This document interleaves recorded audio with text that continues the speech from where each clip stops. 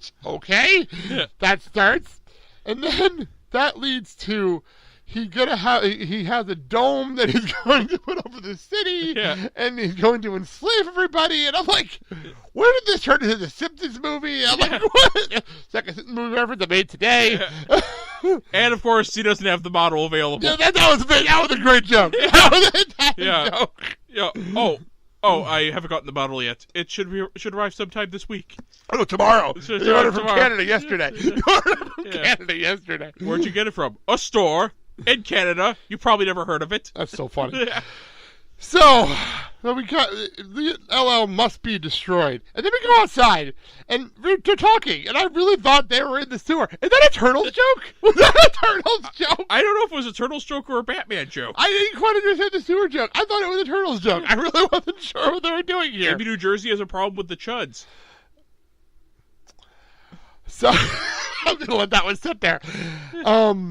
Shout out to our boys over at Teenage Mutant Ninja Turtles Minute, by the way. Great job over there. They're finishing up movie 1 already soon. I'm actually very happy for them. Anyway, then they bring out a batarang because why not? He mugged Adam West on his way over there. And you can tell the Batman fan in Kevin Smith from this joke when you have the batarang and they climb up the wall sideways. Even better is I think Paul Dini actually worked on the show. That wouldn't surprise me whatsoever. Yeah. But you can tell the Kevin Smith fandom here because they did the batarang joke, which is in the cooking. Did this come up later in episodes? We're going to make fun of this later in episodes? I think, yeah. So we'll talk about this later in episodes. But they do the joke and they slide up and we find out the wall because it's the L-shaped building. Yeah. They're actually walking up the actual thing, not climbing up the wall yet. The classic, we're almost there. Power pot falls. Why are we walking like this? It's so funny. It's just funny. I love that joke. It never gets old for me. I love that joke every time. And then, as they're actually trying to climb up the building, this is better. Hey, Randall, it was your fucking idea. I know. And then all of a sudden he throws the batarang. Yeah. Over the side. Well, when Cortez reached the New World, he burned his boats to encourage his men. Why does he know that information? But he doesn't know random, actual, common sense knowledge. Why does he know that? I don't understand. So, I love the fact that he has a choice. Is there a regular door on the left that we don't know where it goes? Or is he maze of death?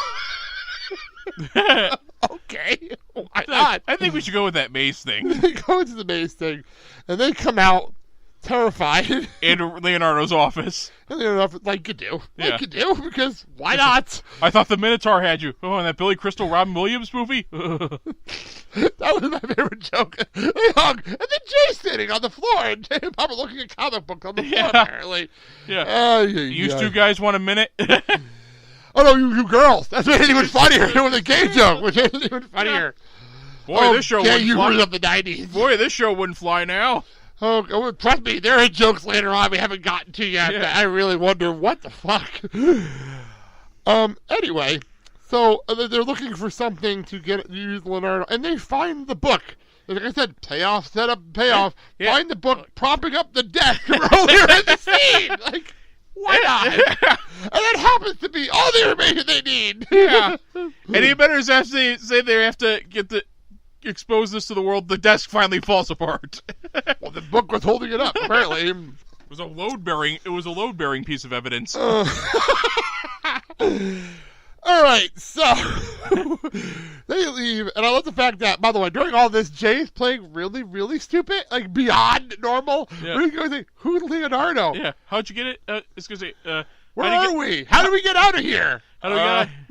Where's here? Oh, what he actually said, where is here? What the fuck? Maybe he's trying to be philosophical. So they leave. However they got out, I don't know. I don't care at this point. They get out, and they get to the... Sorry, I didn't read my notes, and it made me laugh again. They get to Town Hall with my favorite sign of the entire episode. Town Hall meeting canceled for emergency town meeting. And even better is that it looks like the letters are put on rather shittily. That might be my favorite thing of the entire episode. It was so stupid. It reminded me of what was the joke you always say all the time? We interrupt this interruption to bring you another interruption. So anyway, we get inside, and I love the fact and this is a great joke on your end. We cut inside, and Leonardo is actually literally saying exactly what he's doing here, which is enslaving everybody to be drones. And my response was, "Oh man, if only Donald Trump were that honest." I know. Come on now. Well, I know we don't like being political, but that's a great joke. That's a great joke. I get it. I couldn't take that away from you with a great joke. So, drones, and then, so we go up there, and I love the fact that the pop-up book. I want to note that. Why not? Well, you know what? Everything else has been weird. Why not this, too? I think the trouble was finding somebody who wouldn't ask questions to make that pop-up book. How much did he pay? Well, knowing Leonardo, he probably paid somebody and then killed him after it was done. So he didn't have to pay him. But knowing how ineffective he is as a villain, kill him with kindness. Oh my god. So anyway, okay, back to the okay.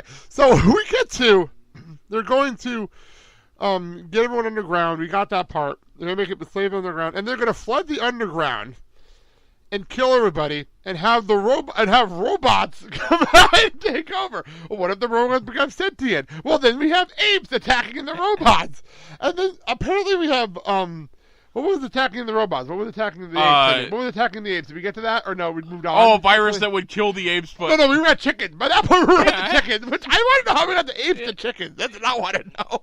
What is the between apes and chickens in this story? Like, I don't know, but maybe somebody got hungry on the way while they were writing on the plot. Because what if the chickens die off? Phase 34, robot chickens. Oh yeah, exactly. So we get the apes killing the robots, a virus kills the chickens, and then robot chickens, and then nuking the Earth from outer. After launching the Dome City into space, nuking it from orbit, just to be sure. So then there was one person left here, and he said Leonardo is a madman. Yeah, and we find out he's not really from Leonardo.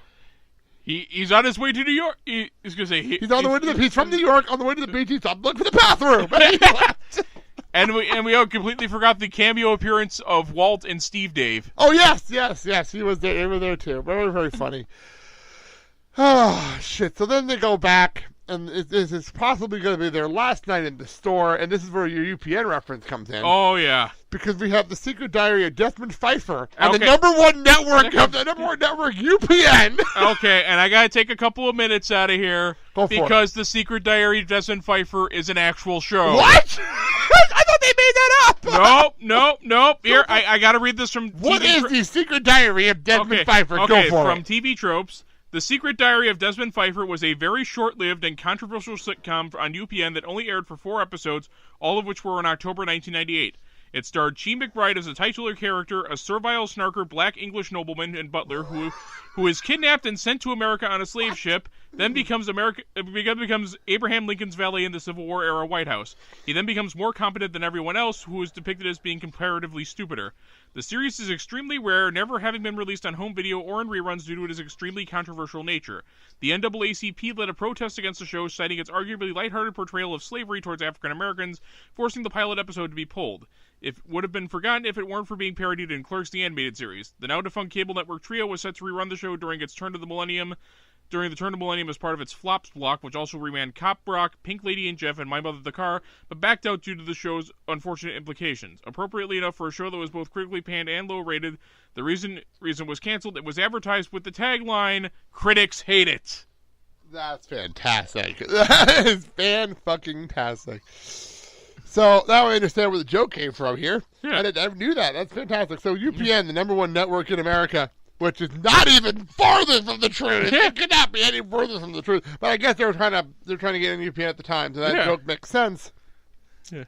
But at the time, the WB was murdering them in the ring. The only show that UPN ever had that had any kind of traction with Buffy. And then they gave it up to the CW. With Dilbert is a very close second. Yeah, but the one they had the most traction was Buffy. Yeah. And then they gave that up to the WB, which I never quite understood why they did that. I never quite understood that to this day. Because that is completely murdered the UPN to this day. And now for those who are wondering, UPN and WB are now the CW. Boy, there's irony. Which is now Super CW and Primetime. So there you go. just to tie everything together. And it goes right back to Kevin Smith, who writes shows, who directs episodes of Supergirl and The Flash. There you go, tying it all together. Kevin Smith is becoming the next Kevin Bacon. And it ties everything right back to where we're back here. So anyway, I just wrote a few notes down here. I wrote down the Whiter House of the Future, which is fantastic. Utah? It reminds me of a joke. Again, back from Practical Jokers. I've been watching a lot of Practical Jokers lately. That they actually had one of the lines where they have to it was one of those where like the Jokers have they have an arm brace on, so they had to ask somebody to write their answers down for them, and Q was there, and the question was, what would you change about the White House? And it's the black guy asking the question. The Q's answer was given to him was, make it the Black House. And one was expecting, Obama's in office when this joke is made. It's that joke even funnier looking back. Obama's in office at the time, and he says that joke, and the black guy doesn't take it. He high fives him. What a funnier line! I think that's fantastic.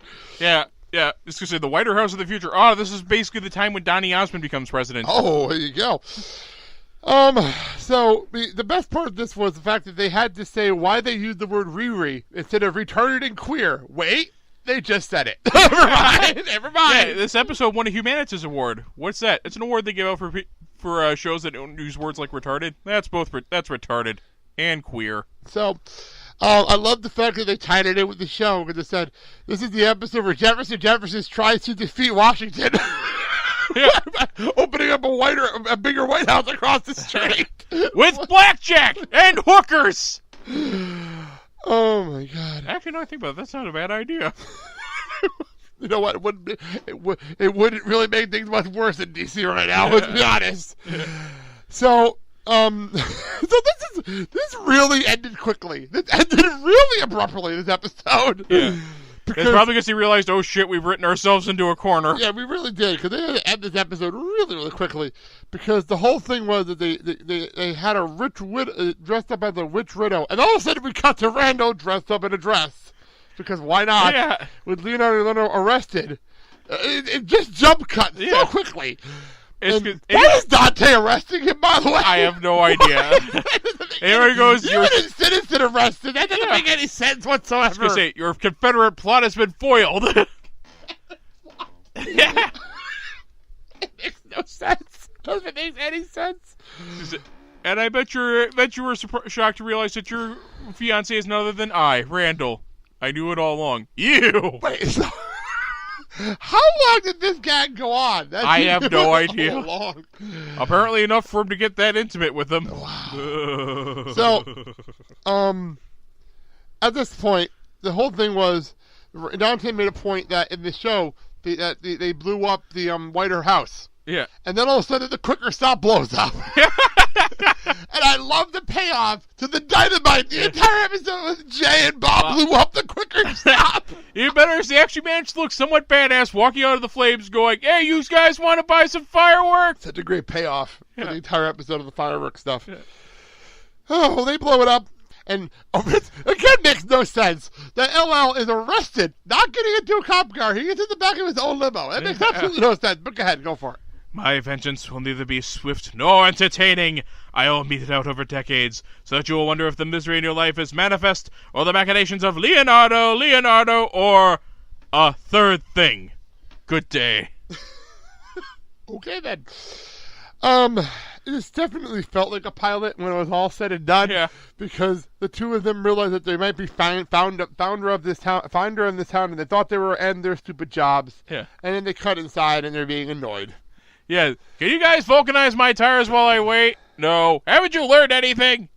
Well, this is after Dante says things will never be the same again. Yeah. And well, there you go. And then Jay and Bob walk back in, and Bob actually puts down a soapbox for Jay to get onto to proclaim that they're coming back to the quick stop in the RSC video. Which, why not? You know? Why not at this point? Next week on Clerks, our radio test pattern from earlier. Boy, there was a bit prescient there, wasn't it? I know, seriously. So, we think the show's over. No, it's not. It ain't over yet. Oh, God. Because we have safety tips. With Jay and Silent Bob. What the fuck?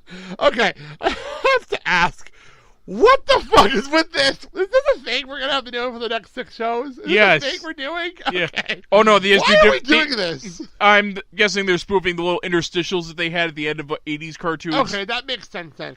So it's Jay. Okay, it's literally 2 minutes, and we still have a shitload of stuff to talk about because